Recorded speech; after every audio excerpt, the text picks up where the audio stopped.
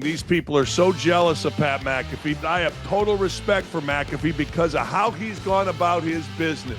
The bottom line is, Pat's an entertainer. Adult males with the great American that watch college football love Pat McAfee. Will Pat McAfee continue on game day? Pat McAfee is always a lightning rod. I mean, if Pat McAfee takes a dump, everybody goes, well, I don't know.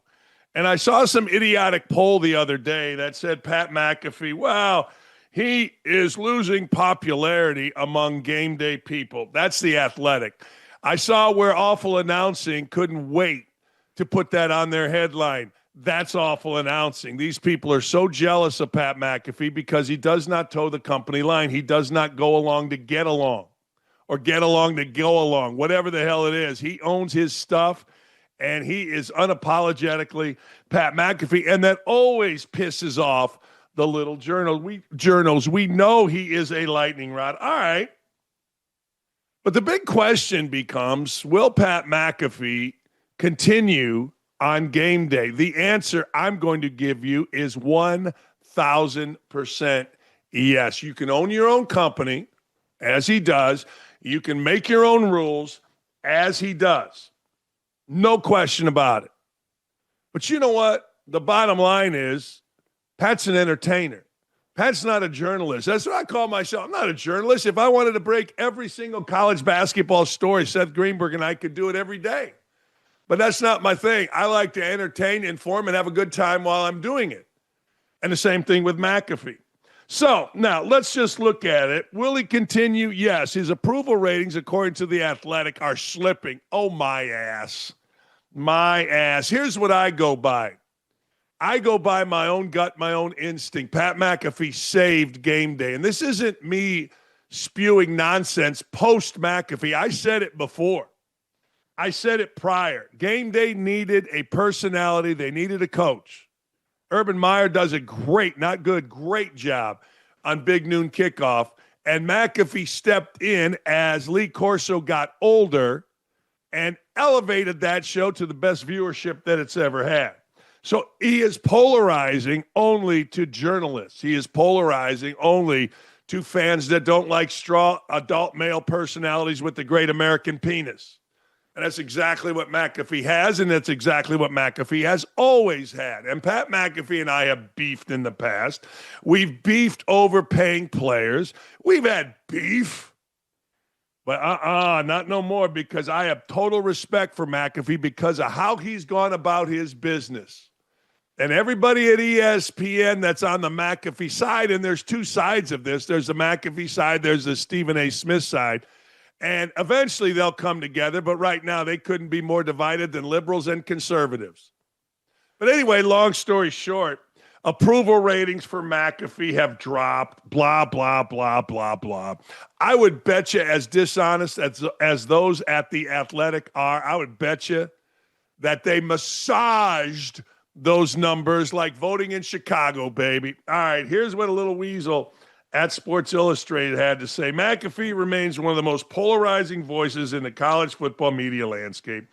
It appears the game day property is losing some of his base of support among fans, according to a new survey. McAfee's approval rating among the college football fans have fallen to an all-time low coming out of the 2025 season, according to a poll taken by The Athletic this week. Fans were asked a simple question: how do you feel about Pat McAfee on game day? The answers definitely tilted one way. Half of those who answered the question said they don't like it. 49.5% of the fans who took part saying they didn't approve of McAfee's contribution to the weekly game day program.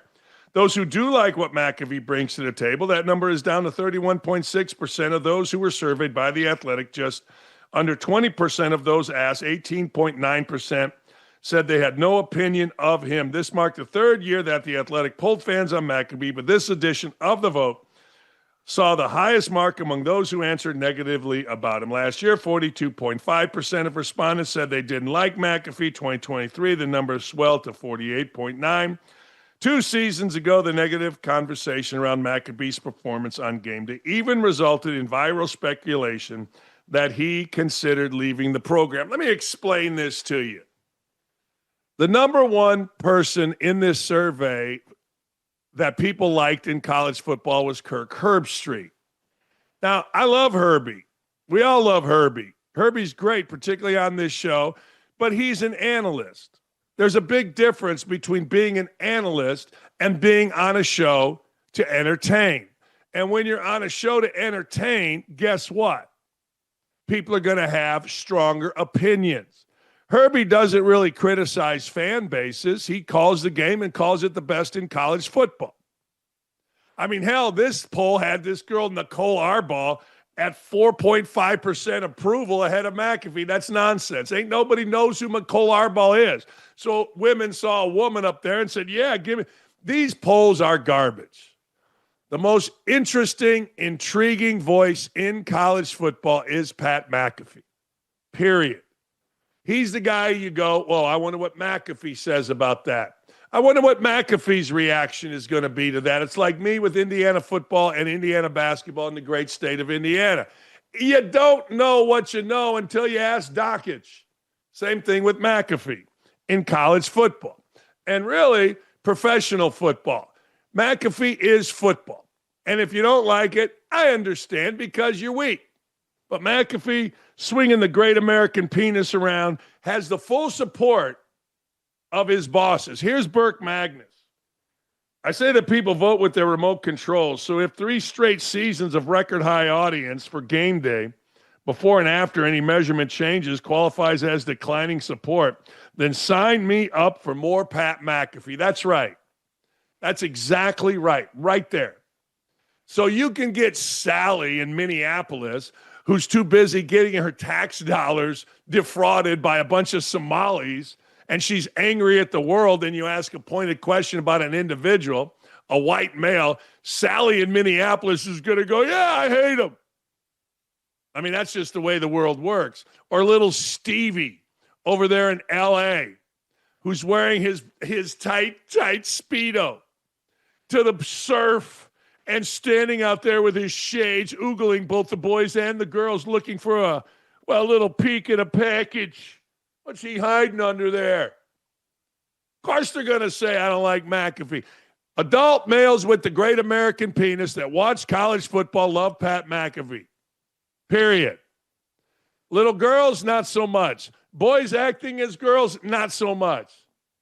And they are the ones that get involved in surveys. When's the last time you, an adult male with the great American penis, saw a survey and said, ooh, I must answer this? I'll tell you the last time I did it. Never. So I get it. Susie Rottencrotch, you don't like McAfee. Joey Bag of Donuts, you don't like McAfee. I got 2 words for you. Suck it. Mm-hmm. Here's an interesting thing. McAfee's not under contract with GameDay allegedly last year, and the season's final game day coverage is the Indiana-Miami game Monday night, live from Hard Rock. By the way, I'm still looking for 2 tickets. Anyway, they're going to go at 5 o'clock. Yeah, we may stop over there. Will McAfee's coverage of the championship game be the last time McAfee is on game day? I got 2 words for you. No. Look, I get it. Pat, as I said earlier, owns it all. He's got more money than he has sense. I get all that. But dudes like to be on shows. And if you're going to be a college football analyst, you want to be on that show. And you want to be the driving force of that show, all which Pat has done. So if you don't like Pat, suck it. And I personally think Pat McAfee will be on game day.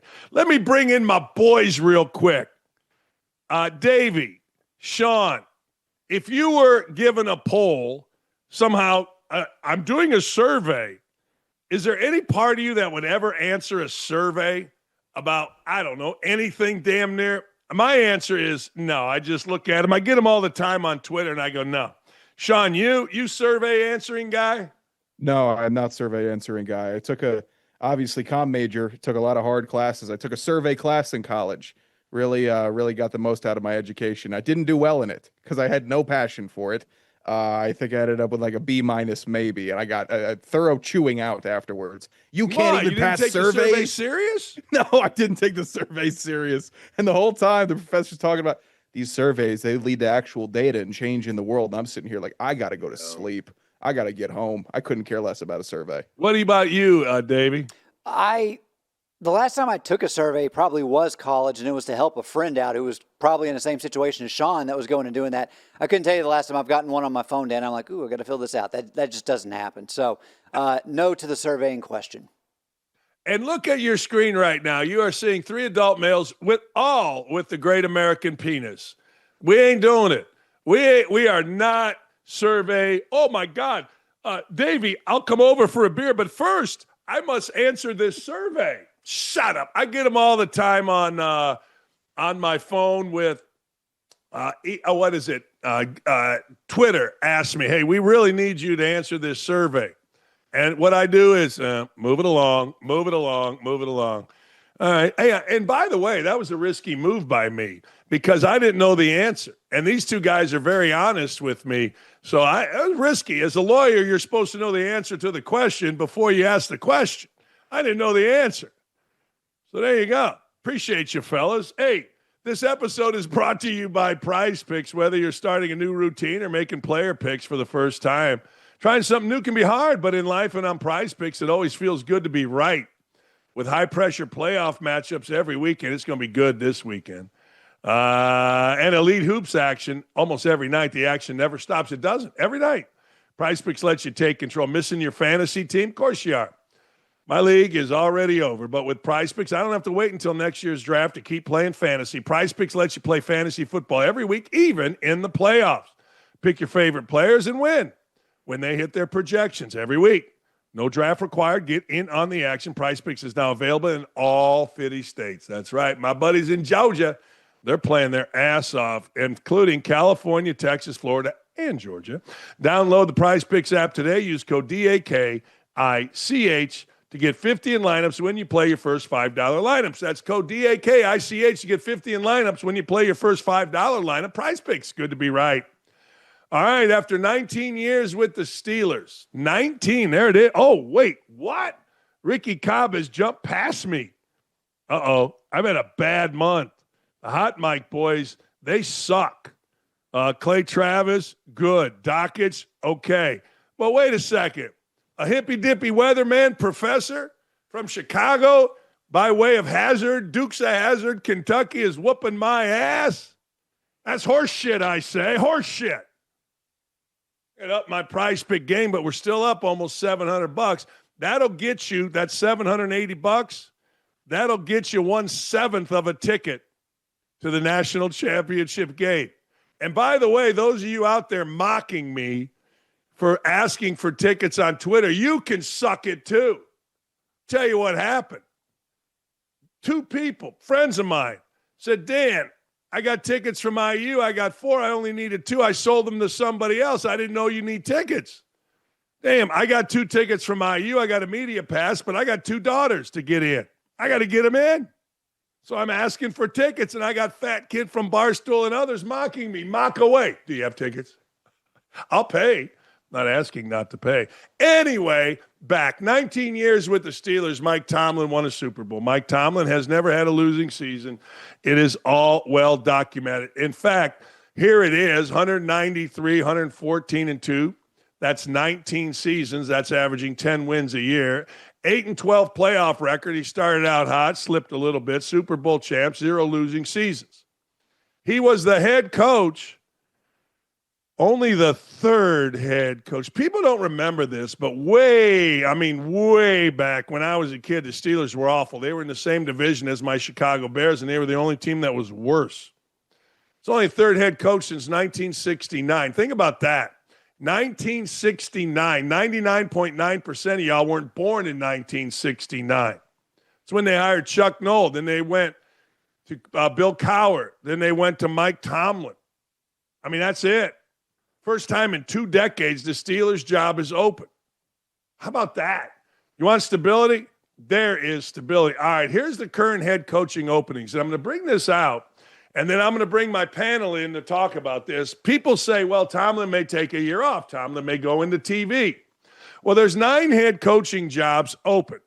You see them right there. Wouldn't it be fun if Harbaugh went and coached the Steelers and Tomlin went and coached the Ravens? That would be awesome. That would be my number one thing. So let's go through this.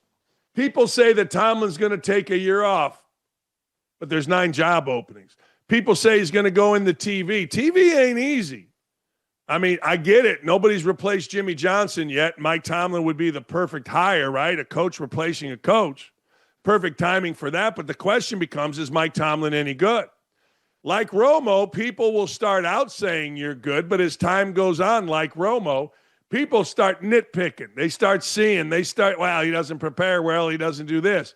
It ain't as easy as people make it look.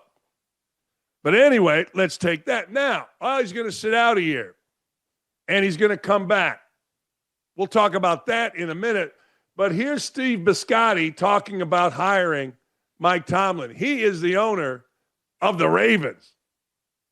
Mike Tomlin got terminated or stepped down. I'm sorry, Mike. Mike Tomlin stepped down at Pittsburgh. He did? Is it official? That's what I keep hearing. So, is he a candidate here? Holy shit, Mike. Wouldn't that be awesome?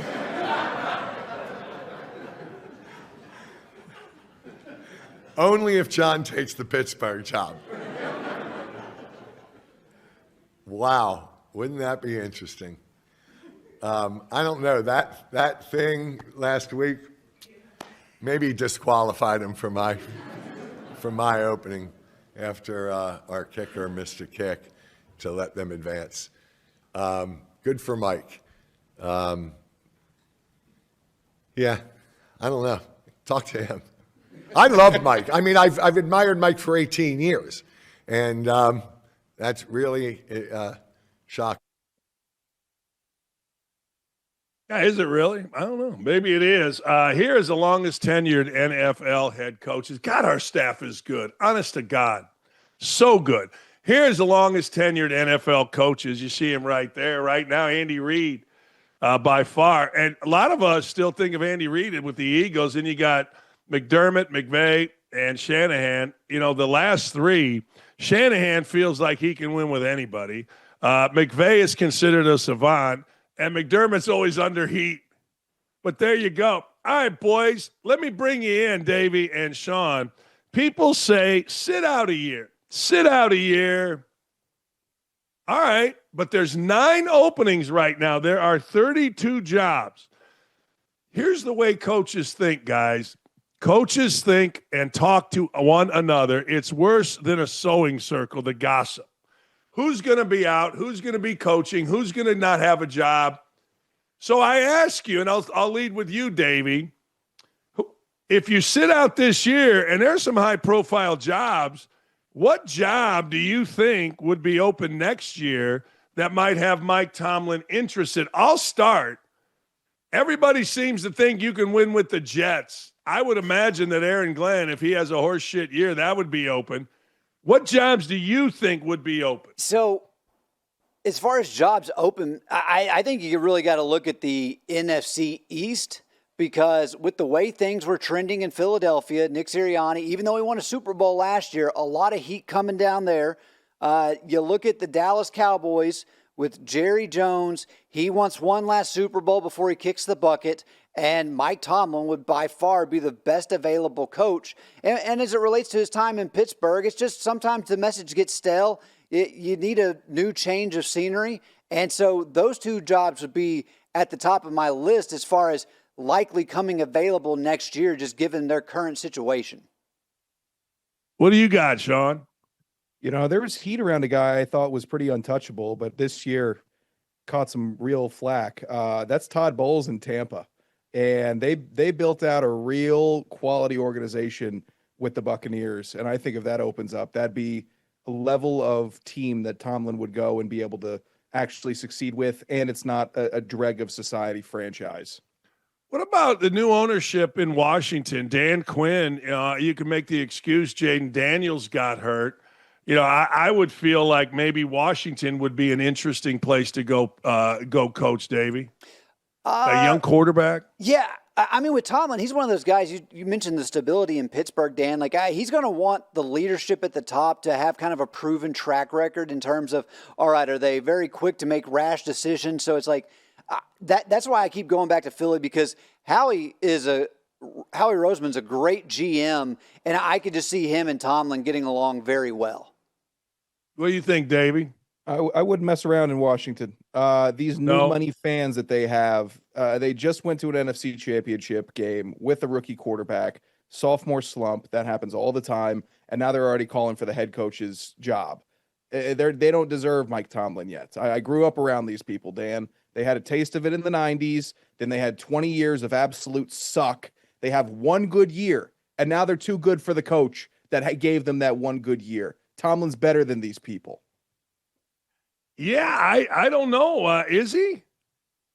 I think they had no winning seasons over the entire stretch of Tomlin's career. They had 1 year with RG3, they had 1 year with Cousins, and then 1 year with Daniels. And all Tomlin did was have winning record after winning record. So yeah, I am in on them, especially like they should beg to be able to retain Dan Quinn before he goes and fixes up another loser franchise. Do you think, Davey, that my suggestion on Aaron Glenn has any teeth to it? Like, that was an awful ending, and it seemed like the Jets perpetually, actually, are in a free-for-all.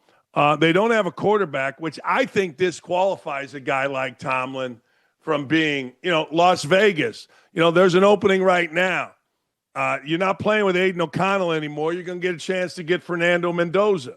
What do you think about those two franchises? So with the Jets, I mean, you want to talk about bad ownership. That's just a program that just stays down.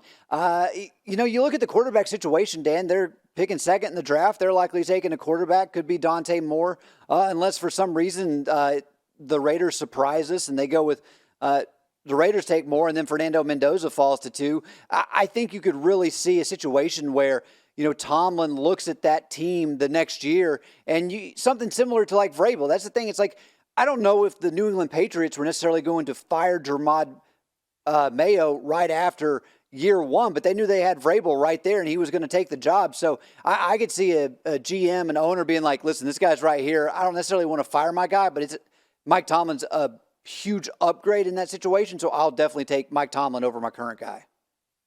Sean, last thing. What about my beloved Colts?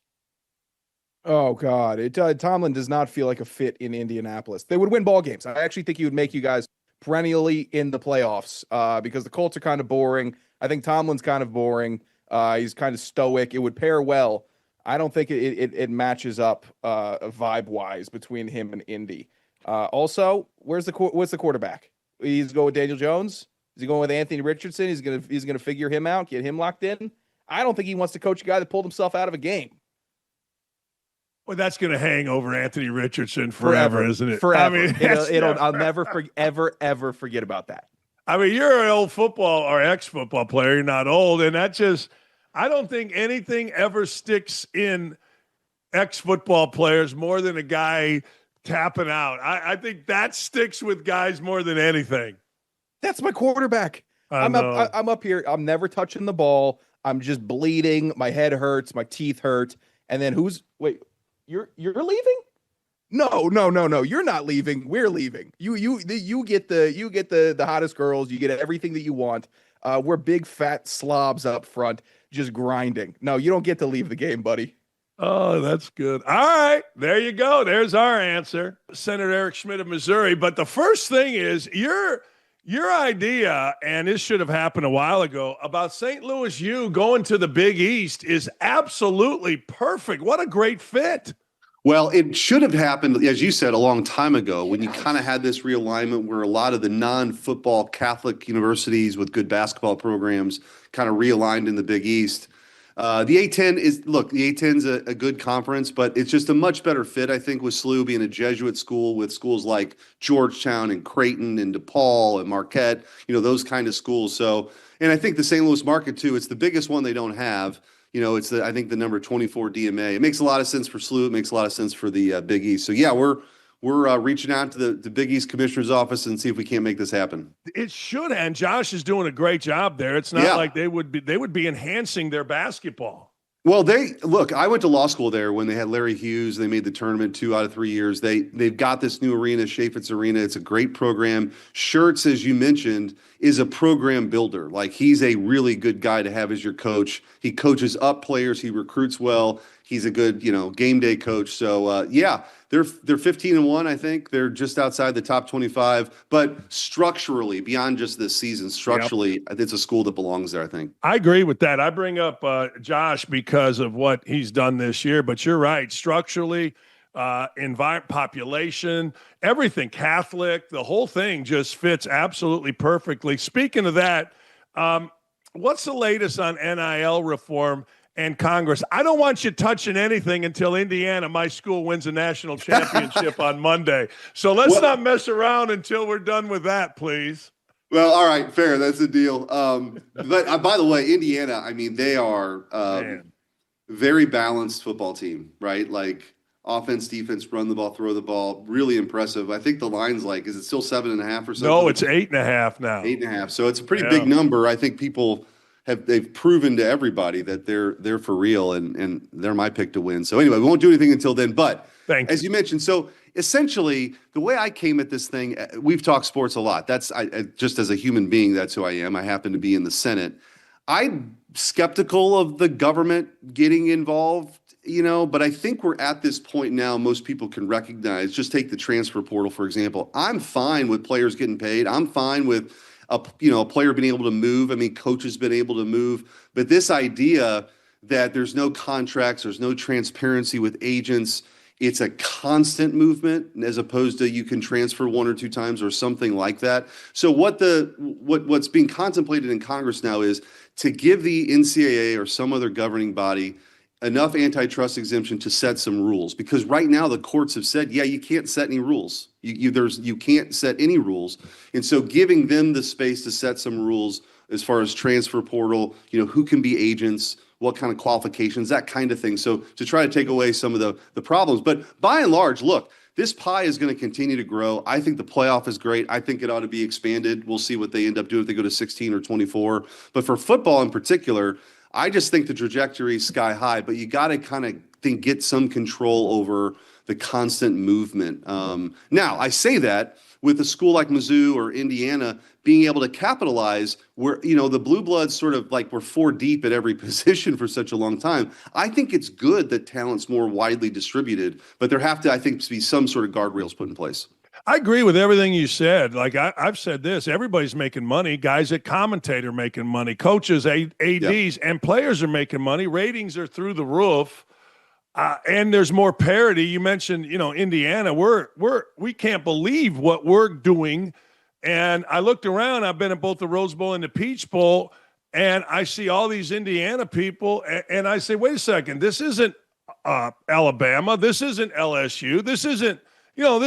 Everybody's got a little bit of an opportunity if you get the right people. But man, oh man, I don't know how you can go about having a sport, $1 billion industry, and not have any rules. That just doesn't make sense to me. Yep. Yeah. And you talk to some of these coaches, and I have, and you have no way of knowing what your roster might look like, for other than a 6-month period of time. And even then, by the way, there's some wild stories about people not wanting to get on planes unless they're getting paid. I mean, it's just, right. There's some stuff that needs to happen. And so from my perspective, it's empowering a governing body to have some rules. Everybody can get paid. Let the sports continue to grow. College sports, I think the future is really, really bright. But the pendulum, I think 10 years ago, way too restrictive on player movement. Now the pendulum swung the other way, where it's just kind of Wild West. All right, we've seen this. We're going to get to politics a little bit. ICE agents being harassed, being doxxed. I mean, at what point is it the obligation of elected officials to protect not only their people, but ICE agents as well? This seems out of control. Yeah, I think the rhetoric you see from Democrat politicians like AOC and others really dehumanizing these agents is a powder keg. I mean, we've seen, some situations recently. I'm surprised more haven't happened sooner, and I won't be surprised if more happen down the road when you have these people who are seeking a confrontation with, by the way, these are husbands, these are fathers, these are mothers, these are aunts who are doing their job. Congress passed immigration laws. We're supposed to enforce those laws, and we have a federal agency that enforces those laws. That's all that's happening right now. This shouldn't be controversial. It never was controversial until President Trump came back in office, and the modern Democrat Party at this point just actually doesn't believe that we should be able to tell anybody as a country if they can come in or when they have to leave. Like, they just don't actually believe that. So what you're seeing is this kind of reveal of who they really are. They're for open borders. They don't think that a country has a right to exclude certain people or tell them they have to go home. And so they're now making this very personal with people who are in charge of enforcing. Again, it's very, very dangerous. You know, I believe that, and I've studied this a little bit, presidents in my lifetime, this has been a bipartisan issue that has never been a problem. Every president, whether it's Obama or Clinton or the Bushes or Reagan or Jimmy Carter, everybody has said the same thing until Biden. You know, we must have legal immigration. And then all of a sudden Biden comes in. Why do you think the Democratic Party with Biden made such a switch? Is it simply to garner votes? What is the reason for the Democratic Party switching from even where Clinton and Obama have said, look, if you're in this country illegally, we're getting your ass out? I think it's a combination of two things, and some people might hold these two beliefs at the same time, and then other people might have one belief or the other. The first is what you mentioned, that they view this as demographics or destiny. They believe that if you bring in the quote-unquote right people, they'll vote Democrat, they'll be dependent on the government potentially, and the reliable voter blocks in particular states. Because you look at where Biden sent a lot of these people, there's a reason why you have like in Minnesota, for example, an inordinate number of Somalis in one particular area in a blue state. So that's part of it. The other part of it, too, is this weird sort of woke, toxic empathy, totem pole mentality where many of these folks instinctively defend someone who maybe is came over from another country, and they sneer at their own countrymen, right? They have no sympathy for the working class guy who busts his tail and pays taxes and then gets ripped off by people who came here illegally or legally and created these fraud schemes. They don't really feel sorry for that person, but they do feel in an odd way, they feel sorry for or have this empathy that's destructive to our country for people who come from other places. It's very bizarre, honestly. It's very bizarre, but that's the truth. So you have on one this kind of idea that it's pure politics and power, and the other hand, it's this co-opted sense of sympathy or empathy that has manifested itself now with people literally putting themselves in between law enforcement and people who are here illegally, some of which are child molesters and murderers. It's wild. You know, even in India, on my street, there was a rash of break-ins, and the police caught the guys, and they were all gang members that came into the country illegally with that MS-13 and then Arguello. And I live on a golf course in Indianapolis, for crying out loud. All right, Maduro gets captured, and going back even recently, Chuck Schumer, Biden, we put out bounties on his head, and now when he gets captured, it's that's wrong. Wait a second. I honestly believe this. I believe if Donald Trump cured cancer, there would be protests that say, my cancer, my body. Leave me alone. I honestly believe that. My chemo, my body. I swear to God, how is there any opposition from people that aren't Venezuelan? How does this happen that we've got protests of, Americans, white Americans protesting what happened here? How's this? It's Trump derangement syndrome. I mean, you put your finger right on the pulse of the problem. Whatever he does, they're against.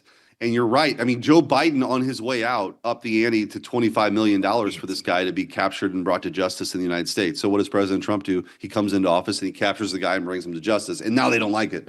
Look, this guy, Maduro, narco-terrorist, emptied his prisons, talk about immigration, emptied his prisons in Caracas. They came here. He's sending drugs to this country. He's part of that network. And then also he was hosting China, Russia, and Iran in our own backyard in the Western Hemisphere. So you have a president now that's saying, hey, we're very much interested in the safety and security of our country, and we're going to pay attention to what's going on in our backyard in the Western Hemisphere. And that's why Maduro is in New York, and he's going to stand trial. This wasn't a toppling of a regime. Like, the vice president was sworn in. They have a continuity of government. We have a lot of leverage because of that oil now that can't get out without our permission. But this was the right call. And to your point, I don't really understand the Democrats here. I mean, but look, this is the same party that they were going down when we were deporting Tren de Agua gang members. Democrat senator went down to El Salvador to have margaritas with one of the wife-beating gang members. So again, we're living in bizarro world. We are living it. What did that senator get out of that, other than mocking? Well, again, I think it's a placating to this radicalized base. The same people who don't think ICE should be in your community getting rid of really violent gang members are the same people, sympathizing somehow with this Tren de Agua. Remember the Maryland man? That's how they described the Maryland man. This guy was literally beat his wife and was involved in human trafficking, but they can defend him. But you will never hear a peep. You will never hear them talk about somebody who was displaced from their job because of a factory that moved over to China. That's not on their scorecard. It's only, again, people who are here illegally, in many cases, the worst of the worst.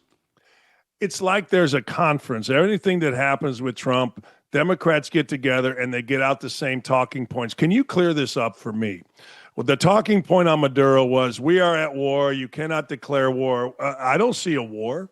Yeah, we're not at war. So this whole war powers resolution stuff that we're going to be dealing with probably later today again, because the vote last week was to get it to the floor, and then now it's on the floor and we'll have to it'll either get 51 votes or it won't. My position, we're not in the legal correct position, is we're not at war. There's no boots on the ground. There's no live fire. We're not at war with Venezuela. So again, this is just a messaging tactic from the Democrats, again, to try to say that we're opposed to what President Trump is doing. But from a legal perspective, it just has no merit. Correct me if I'm wrong, but the Venezuelan people would side with the United States in that war. Well, many would. You certainly have some people who are very tied to the people who are in power. Who knows? But that's not, look, if that's what we were getting at, the military posture would have been very, very different. We would have came in with, 20,000 Marines or something. That is not what happened. We came in with an incredible, if you ever want to be super proud of our military, and we've got the classified briefings on this, but even what's out there in public, what these folks were able to do in just a few hours to go in the cover of darkness and get there and extract Maduro before he could even get to his front door. Lights were out. I mean, this was cyber. This is a lot of our capabilities on full display. It's really, really impressive. It really is. I mean, and when I read about this, you have more information, but what I read about, I'm like, damn, that's unbelievable. Well, and it sends a message. I mean, China had a delegation there. They didn't know what was going on. If you don't think that other friends and foes around the world didn't pay attention to what we were capable of, you're not reading the right tea leaves.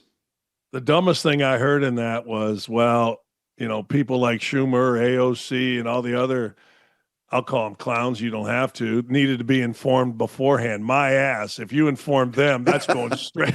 You know what I mean? I agree. I don't have an objection to that. We should, there should be a lot of transparency after the fact. But yeah, look, I've been in a lot of these classified all senator briefings. Typically, they're pretty worthless, and there's a lot of leaks. So what you do is, for me, at least what I do is I go into the skiff and I ask a lot of questions in a much more one-on-one session, or with not just maybe the generals, but people who are, sort of a notch below, and really get to the right answers. But yeah, I mean, this was way too sensitive. And by the way, if anything does leak, that means our soldiers are dead, right? This isn't like some game of Risk on some board where you're rolling the dice. These are real people. So, well, can you see anybody, not necessarily the Somalis, can you see any politicians going to jail over what's going on in Minneapolis with the fraud? Maybe. The scope of it, it's hard to believe that some people didn't know or weren't aware or weren't a part of it from the inside, right? It could be just total incompetence and they found weaknesses in a system, but man, we're talking about billions of dollars. And I actually don't think that I think this is the tip of the iceberg because you had so much money going out the door at the end of the Biden term on quote unquote COVID era dollars that had nothing to do with COVID spending. They just wanted to get the money out to their people. And who knows what they were spending that on. So I hope that whether it's Bessent and Treasury, the Attorney General, the Justice Department, I hope they really go after this aggressively because there has to be a message sent. You can't fleece the American people like this and we're just going to take it. We got to go after the people that did it.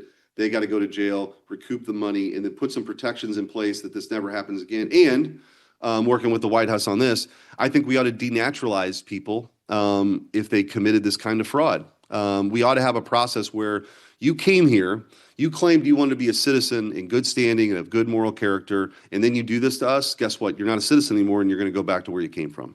That just makes common sense to me. Well, that's what, honestly, you're an Indiana guy, I'm a Missouri guy. That makes sense. And when you talk to normal people, that makes sense. But in this town, man, it's easier said than done.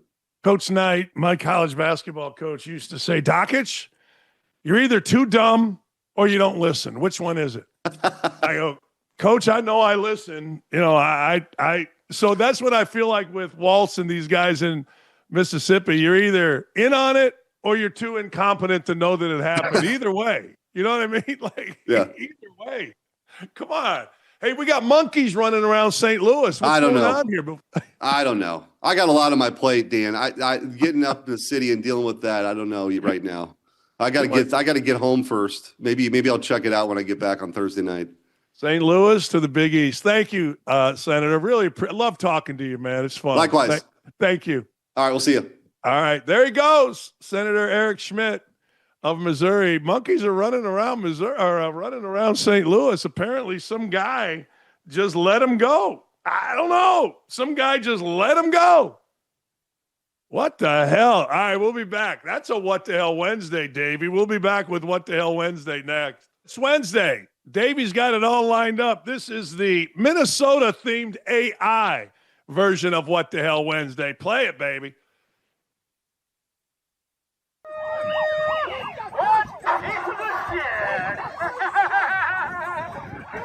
Nobody likes you. What's it like to find the pedophile shit, bro?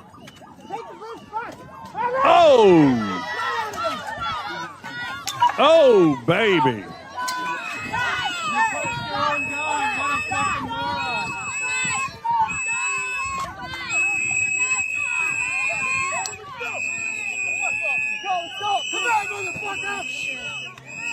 There we go. Oh, down goes somebody. How about the guy with the camera? Guys. How about the guys with the camera? I don't know how you just sit there and take pictures and you've seen. Hey, Davey, that's like me throwing hands with guys talking about Indiana football being bought and paid for by Mark Cuban. I'm ready to throw. Come on.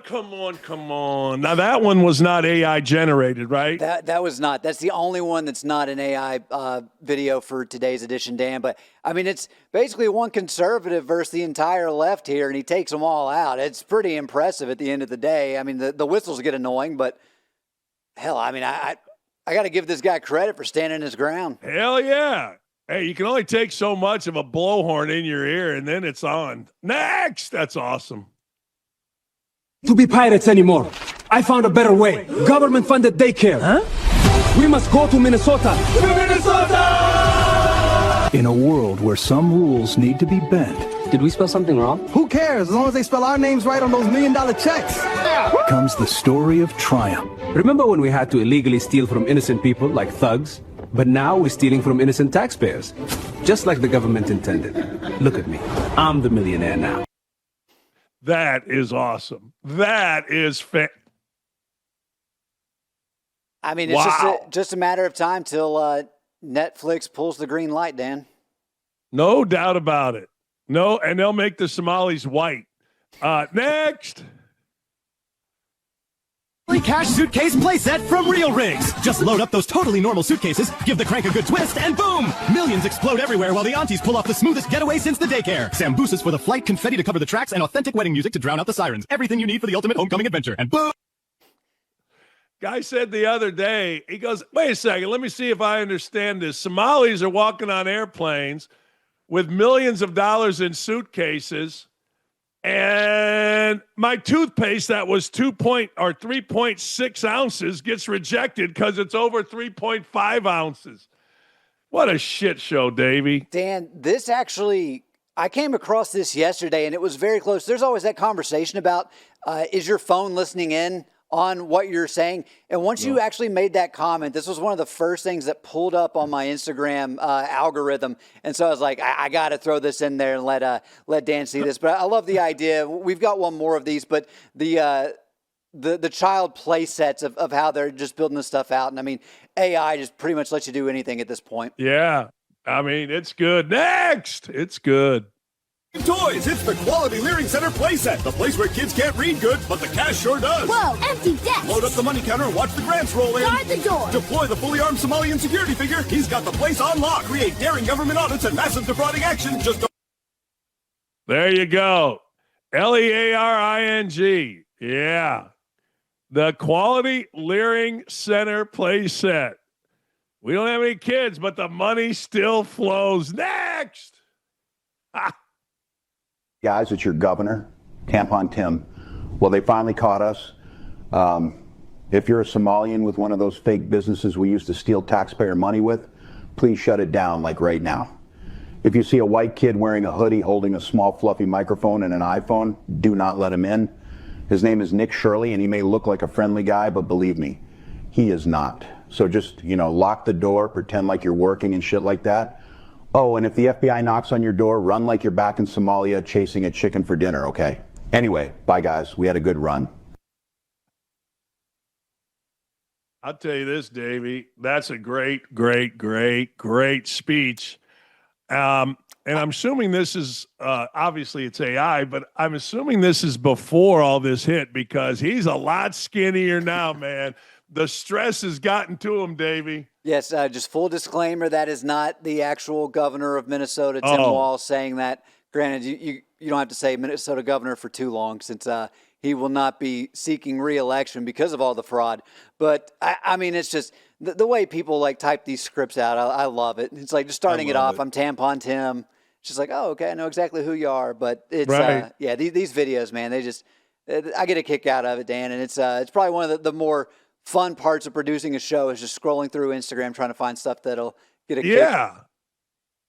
No, it's great. Hey, enjoying the show? Of course you are. Head on over to youtube.com/@don'tatme with Dan Dakich. Make sure you like, comment, and subscribe. That way you'll never miss any of our great content. All right. Boston Celtics came into Indiana and got beat. Indiana has really struggled. The best players are out, and Pascal Siakam has been great. In fact, I'd make the argument that Pascal Siakam, while he won't be a most valuable player or anything like that, should absolutely be on the All-Star team. He has been a godsend in a season that just keeps getting injury after injury after injury. But the Boston Celtics, they came up short. They lost by 2 to the Pacers, and Siakam, he got jumper, banked it in, game over. In the post-game press conference, though, Joe Mazzulla wasn't focused on the shot. He believed that Siakam gained space off of an illegal screen. And coaches, myself included, and this is why I like Joe Mazzulla. I like any coach that has a great passion. He didn't exactly want to answer all the questions with an actual answer. He simply had a 2-word answer. Here, take a look.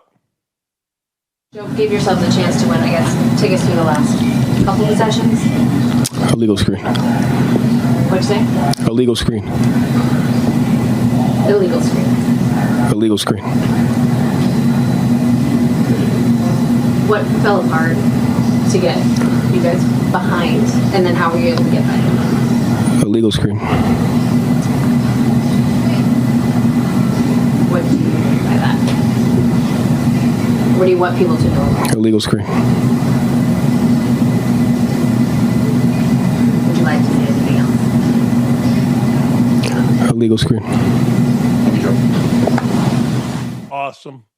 I love it. I'm sorry. I know we're all supposed to treat everybody with respect, and I'm sure some woman out there is going to say this is misogyny or some male without the great American penis is going to say, this is misogyny good. No, this isn't. It's a coach being pissed off.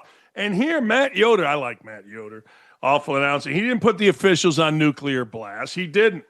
He didn't invite a fine from the NBA. He didn't.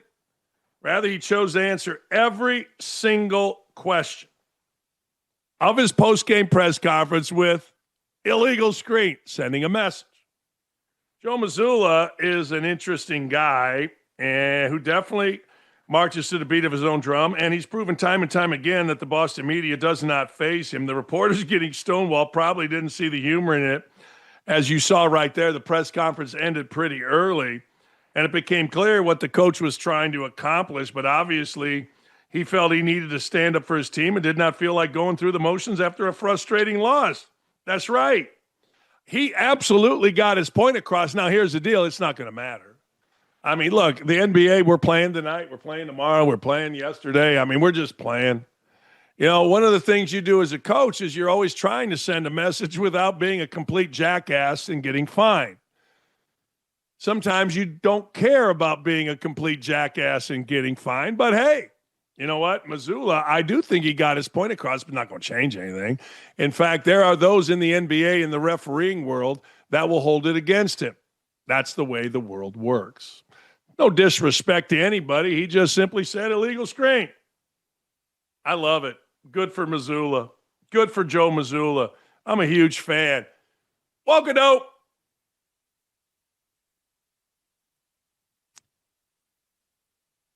Diversity is our strength.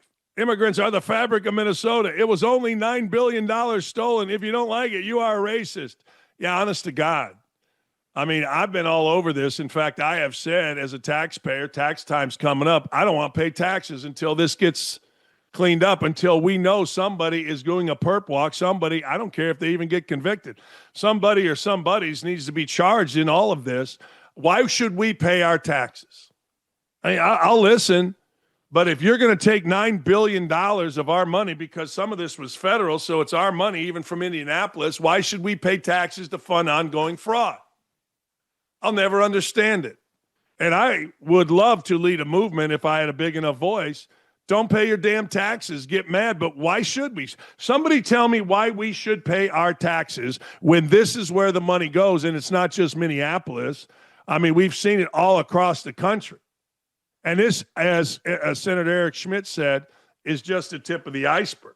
No, it's crap. Next.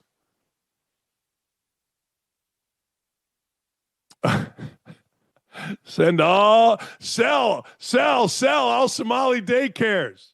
Yeah, I mean, there it is right there. I mean, that woman's gotten so damn rich by doing what? What's she done? I mean, tell me, what the hell has she done?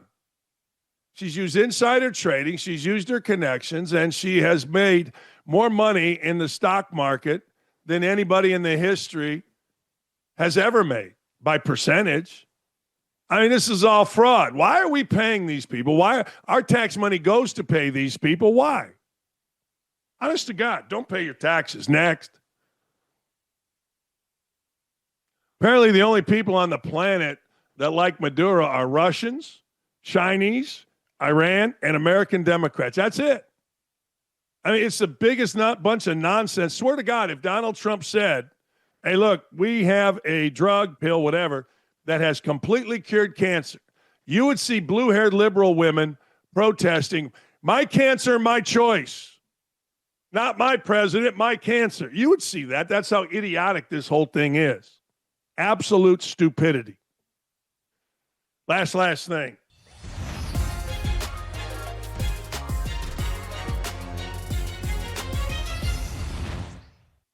You know, one of the things that's missing in our society is a good old-fashioned punch in the face.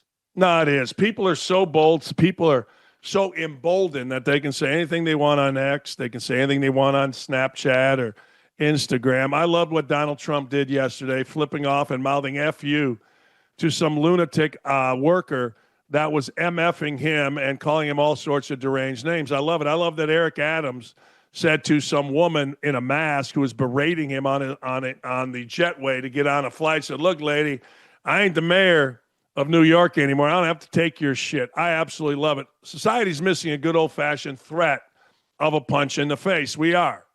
I mean, used to be guys, gals, whatever, settle things. Now we don't settle things. We just let the whiniest bitching and moaning of us say things that they would never get away with back in the day. Was back in the day better than now? No. Now's great. No problem with now. But I tell you what, the threat of a good old-fashioned punch in the face shut a lot of people up in public from embarrassing themselves, period.